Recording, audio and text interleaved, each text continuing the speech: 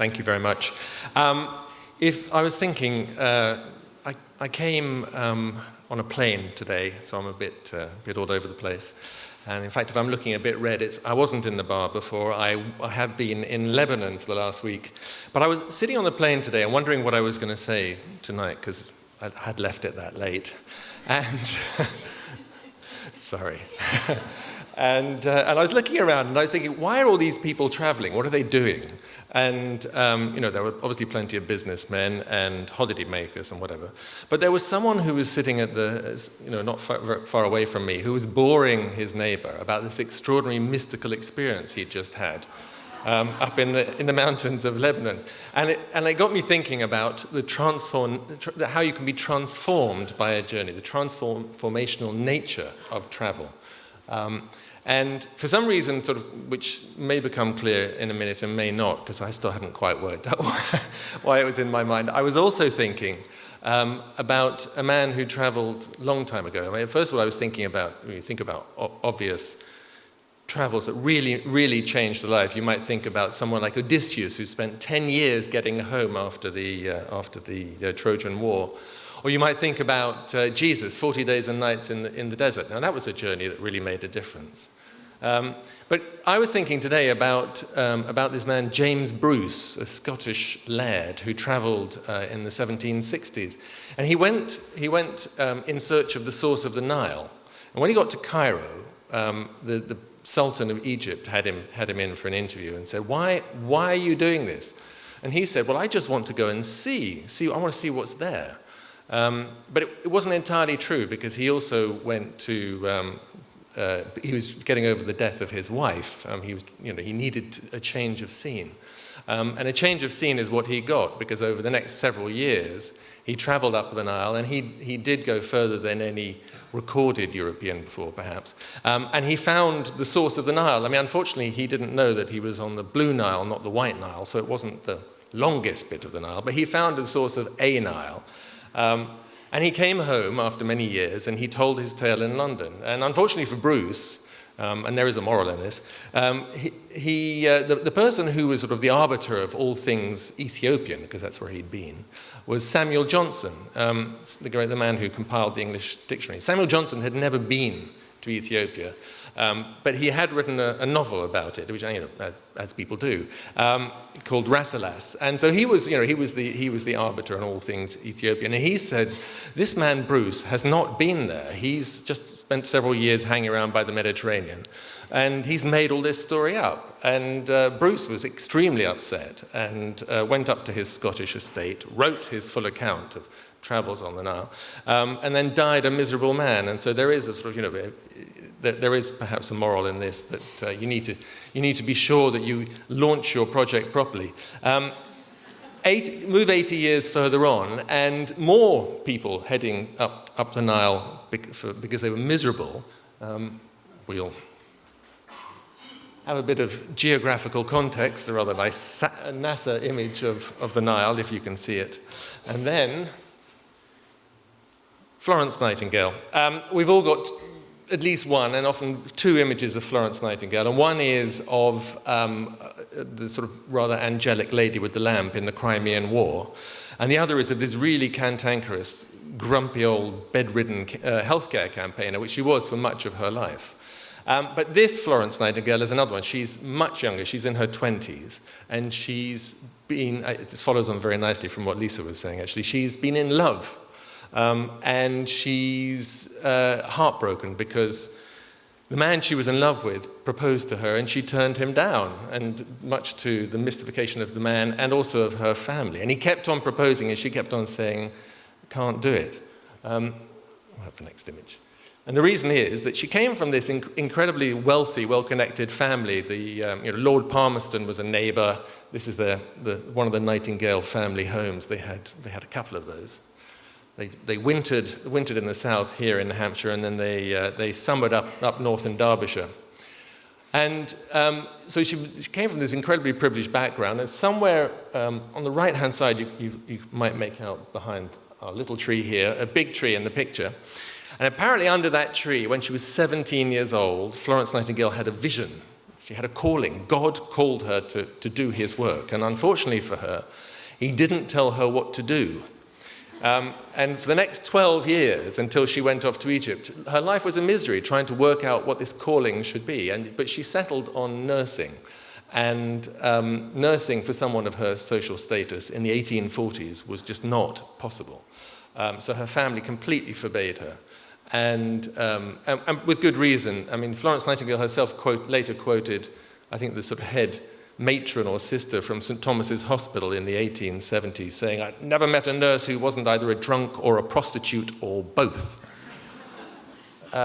So that this was not appropriate. And so here she is, completely thwarted. She can't marry the man she loves because she'll just become his wife and, a society lady.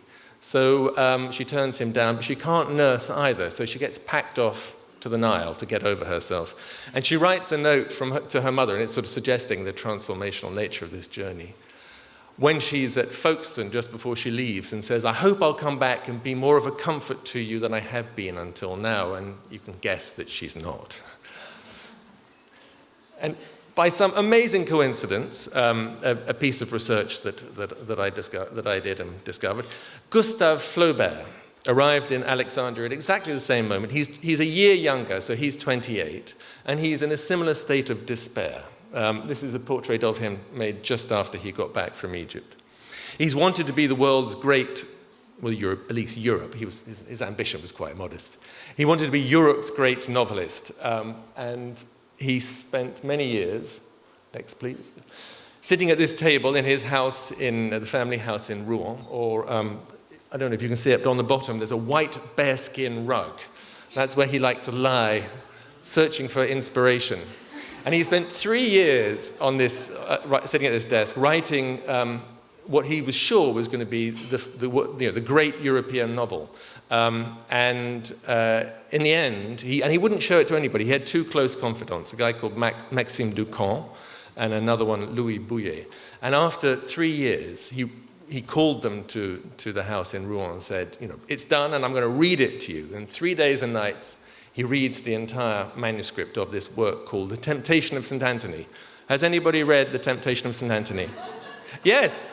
I just knew somebody would. I think you're the first person who's first people who've ever held up their hands. I read it as well, by the way. It's not his best work, let's be generous. But anyway, his friends told him to throw it in the fire and never mention it again. It was so awful. But he didn't. He put it away, and then he rewrote it over 20 years. And then in the end, he got it into print, and then he regretted having done it, because even he knew it wasn't very good. But anyway, off they went to Egypt. And they're actually on the same boat from Alexandria to Cairo. You'll see a little white blob on the bottom there. That's Flaubert, and it's a very, very rare picture because he hated having his photograph taken. And Maxime Ducamp had been commissioned by the French government to take photographs of all the monuments in Egypt. And so he turned his camera on Flaubert for a little moment, and that's in the garden of their hotel in Cairo. Flaubert was completely overwhelmed by Cairo. He described it as being like being thrown into the middle of a Beethoven symphony, with all the sort of the brasses and the band, the drums, and just this completely chaotic, mad sound. And by the time they got to Cairo, it was, and I have to confess, I mean, I did write a book about these two characters, but they don't actually talk to each other. Because it's true, and I didn't want to make up anything, and there's nothing in either of their journals or notes that suggests that they have. I mean, they were nobodies at this point. They're about to become somebodies, but they're still just other tourists. But by the time they get to Cairo, they're living completely different lives. They literally go on the same caravan up from the port into the city. And there they divide, and the French go to one side of the square, the British go to the other side of the square, and never the twain meet again.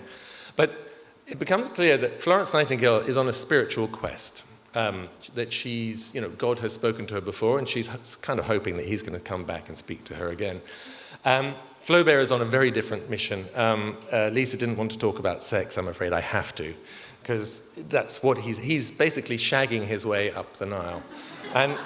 And not a woman goes by without him trying it on her. And even, although I think he might have been bragging here a bit, but even the men in the hammam, he claims are propositioning him. There might be a little bravado in that. Anyway, the thing they need to do is to find themselves a boat. And in the 1840s, there were no hotels south of Cairo, and the journey was maybe 6 months, so you needed to choose yourself a lovely. But this is a modern replica of the sort of boat that they went on.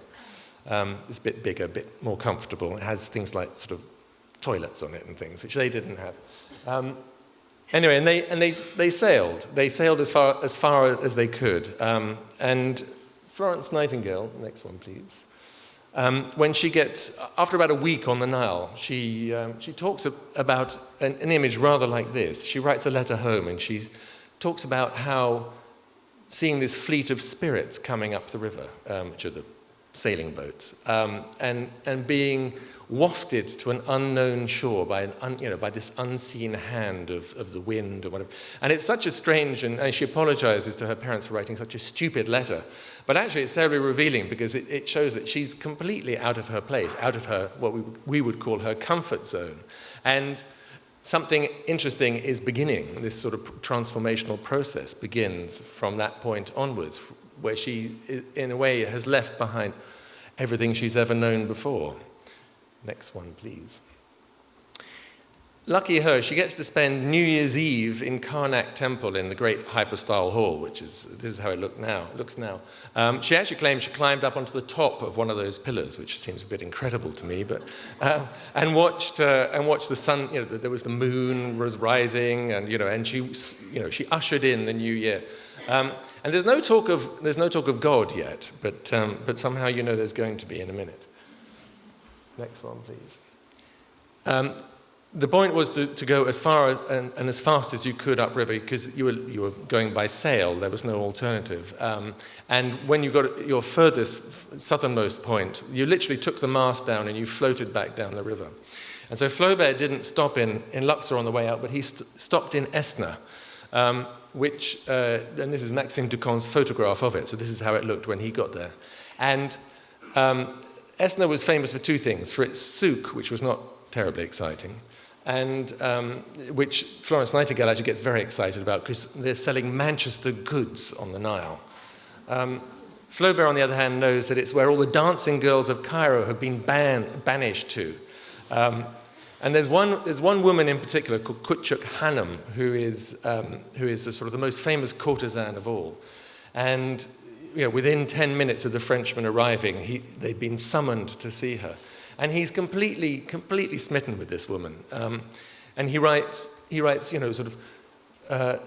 description. He first sees her coming down the stairs with the sun behind her. She's come from the hammam, and he talks about her.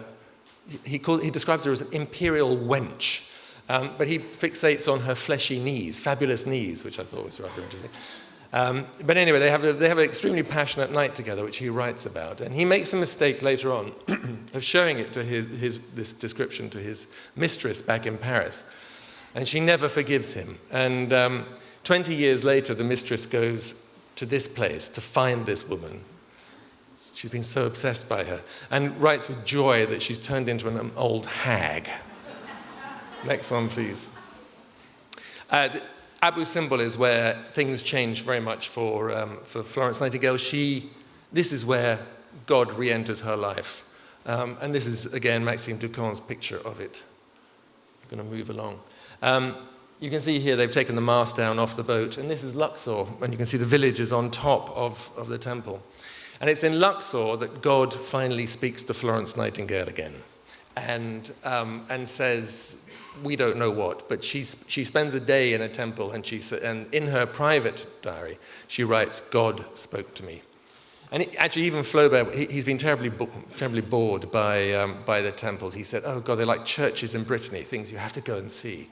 But even he said that Luxor was quite impressive. Next one, please. And halfway back to Cairo, Florence Nightingale's boat was caught in a storm, and in such a big storm, they'd taken the mast down. They're actually being blown back up the river. And so the captain ties the boat up on the side, and for several days, it's sitting in the middle of a sandstorm, and you can imagine, I mean, the windows weren't properly fitted, and it must have been absolute hell. And there's a sense of her being in a sort of great state of turmoil as well. And when the storm ends, there's a sense of, she writes in her journal of having found a sense of peace, and the absolutely key thing is that she writes that she settled the question with God. And her family had absolutely forbidden her to have anything to do with nursing, with any sort of hospital training or whatever. But at that point, she decides that on her way home from Egypt, she is going to take instruction in nursing, and she does. And this is a portrait she had taken in Germany on her way home, just after she'd been in this institution. Next image, please. And this is the great man Flaubert. You can maybe see why he wasn't so keen on having his picture taken. It's not the painting was rather more glamorous, I think. But anyway, he goes home, and having failed to write anything of note at all, because I really don't think Temptation of St. Anthony is very good, he sat down and he started writing a book called Madame Bovary. And so within 4 years of leaving Egypt, Florence Nightingale is in the Crimea, and he has got to the end of Madame Bovary. And within 6 years, Florence Nightingale is back. In fact, on the same day, Florence Nightingale is meeting Queen Victoria, and Flaubert is, as he put it in his journal, losing his virginity again, only this time as a writer, because Madame Bovary has gone into print. And so I leave this thought with you as we enter the summer break, when you go away, or maybe even as you stay home, but you have some time off. Think about what might be happening. Be open to transformation. It could be God, it could be sex, it could be whatever, but who knows? It might be a moment of transition. Enjoy it, whatever. Thank you.